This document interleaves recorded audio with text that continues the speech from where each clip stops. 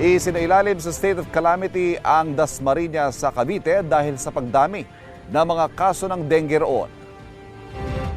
Ayon sa City Health Office, as of November 21, pumalo sa mahigit 1,000 ang mga kaso ng dengue sa kanilang lungsod. 400% ang itinaas niyan kumpara sa mahigit 200 kasong naitala noong 2023. 7 naiulat na namatay. Ilan daw sa mga nakaapekto sa pagtaas ng kasong malalang dengue virus strain, ang climate change at basura.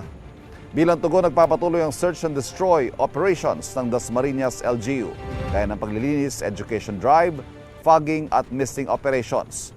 Nagpaalala naman ng Department of Health sa publiko, lalo na sa mga lugar na tinamaan ng sunod-sunod na bagyo, alisin ang mga nakaimbak na tubig na posibleng pamunggaran ng lamok at agad magpakonsulta kung may sintomas ng dengue.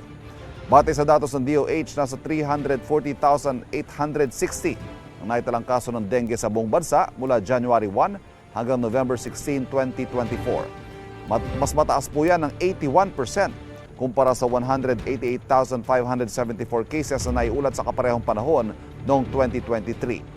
881 ang namatay.